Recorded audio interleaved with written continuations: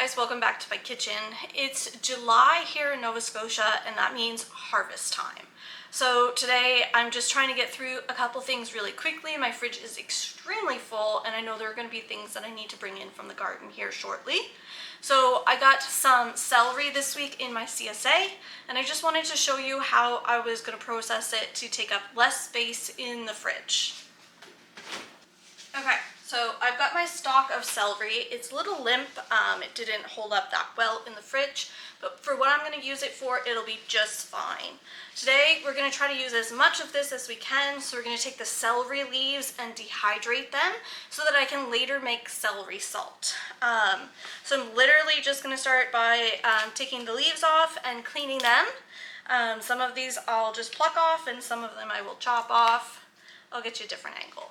All right, so I really should have done this last week when I got the celery, but I was busy, family visit, and this is not a food that I like a lot. I like celery in things, but I don't like celery fresh.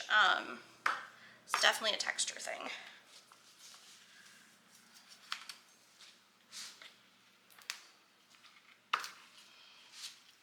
What I'm also going to do is I'm going to dice some of this. It's not like the best texture at the moment, but I'm going to freeze it and put it in the freezer.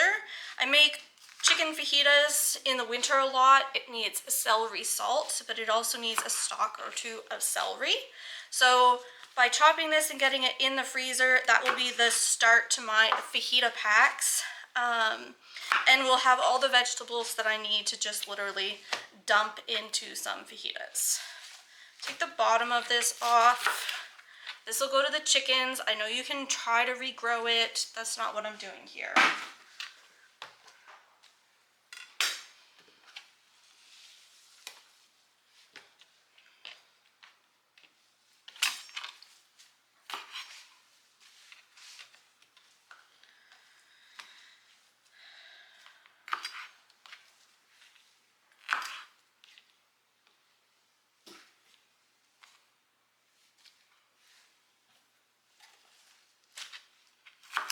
This very big pile is going to get cleaned and put into the dehydrator.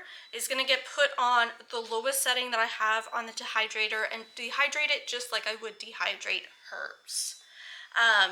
This is what's remaining of my celery, and I'm going to clean that and dice it up and get it in a freezer bag. And that's step one of preservation for today. So all these leaves are going to go into my salad spinner. We're going to rinse them off and dry them in the salad spinner as much as we can. And then we'll get them into the dehydrator.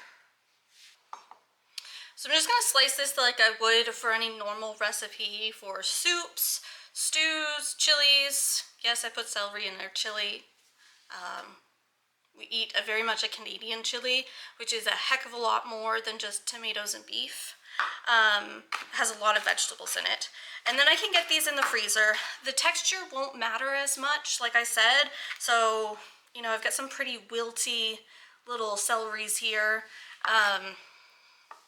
But once they're frozen and thawed and added into something like that, it's going to be just fine. Nobody will know that I didn't preserve the harvest early enough. Certainly something that can happen, and if you homestead, I'm sure you know, the abundance of the harvest is both like a blessing and a curse.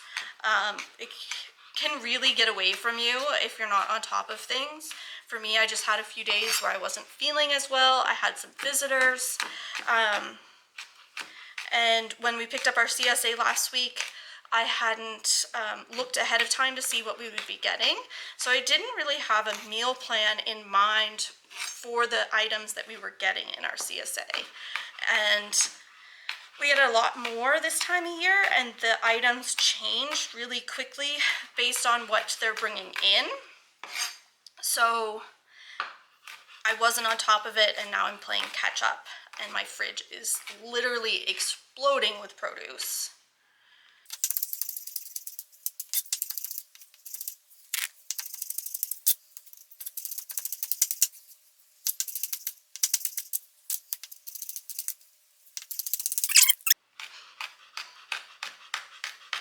I just want to remind you, like, there's so much produce that you can purchase and you can eat fresh, but a lot of the time these things can be preserved also. I have a dehydrator, I do canning, and I can freeze things. Those are my most popular, I guess, methods of preservation. I don't have anything crazy like a freeze dryer, but I can still get a lot of this stuff put away to use later in the year. Doesn't have to last till the winter, but at least it's not going to go moldy in the fridge. I've set some of this aside. It's going to go to the chickens. The chickens are a great way to not feel guilty when you have things that go wilty or maybe you just don't like, that are coming out of the garden, or maybe you had a different intention and you just didn't get around to that. So if you don't have chickens, a compost bin, anything, you know, produce wise, most of it with the exceptions of citrus and onions are really good for your compost. I don't compost too much, but the chickens do the work for me, and then I will allow their waste to break down and use it in the garden the following year. Some very little tiny celery stalks. This looks much like what I would be harvesting out of the garden, but I forgot to start my celery this year. Celery takes 110 days, so I really do need to start it early, like when I start my peppers, if not before, and I just didn't get that done this year. So no celery in our garden, but we're lucky our CSA provides it for us. And this is an item that I've already paid for, so using it, getting it preserved is really important for me. I'm gonna get the food saver and some bags, and we'll get this set aside. Okay, so I made some vacuum sealer bags. I labeled them with the year and the item that I'm putting inside. This doesn't have to be complicated. You don't need an exact date. You don't need a measurement. If you cook often, you know about how much you're going to use in a recipe. And while I don't do the majority of cooking, I was definitely Chris's like sous chef for a while, so I know about how much quantity he would put in things.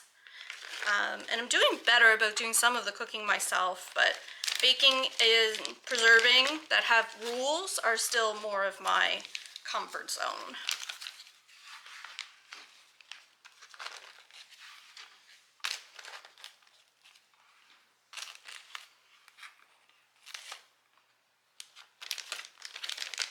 So I've got 4 pouches.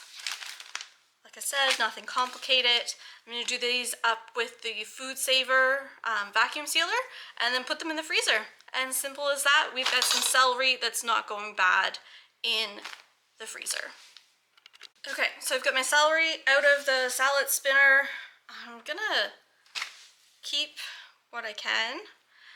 While this looks really wilty and not very appetizing, it will make a powder for celery salt just fine. The stems I'm going to give to the chickens that are remaining here. They could go in the dehydrator too, but they'll only lengthen the dehydrating time. And I'm already putting this in kind of damp because I washed it. So I imagine it's going to take, 48 plus hours, especially because of the humidity that we've got in our area at the moment. Things don't need to be, perfectly spaced or anything. It'll dry. Might take longer, but it'll dry.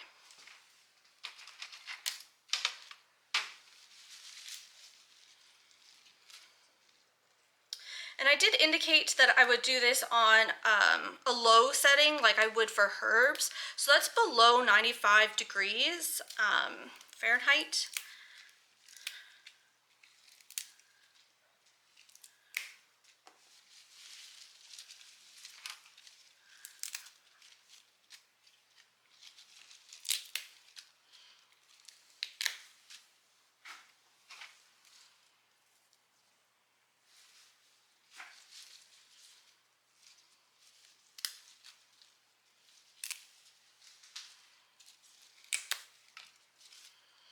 do other herbs in the dehydrator like this. I have a 4-tray Excalibur. I really like the Excalibur. My only complaint with it is that it's not big enough. Certainly never have to worry that, you know, I'm going to run an underfilled dehydrator. But I don't know where I would put one if it was much bigger than the 4-tray that I have. Same trays, this just has the like sheet on it, which I don't really need for this, so I can set those aside. I was doing, or Chris was doing, thyme and sage and some of the other herbs I had picked recently in the dehydrator, and he made a herbed salt. It's very good. We've had it on like potatoes for breakfast and a few other things he's made lately. Okay, so the rest that's in the bowl is pretty wilty. I'm just going to give this to the chickens, and I'm going to better space some of those that I had on this tray. The chickens will enjoy the treat. It'll be their bedtime bribe tonight. Okay, bit better spaced. These will go in the dehydrator until they're dry. If you follow Darcy, who does the dehydrating, and she's written a book, I'll try to link it and her channel below. Like she says, you never know how long it's going to take. You just dry it until it's dry. Thanks for watching. I'll have more video content coming up shortly on preserving the harvest. So if you like this content or some of my other gardening and kitchen content, make sure to like and subscribe, and I'll catch you on the next one.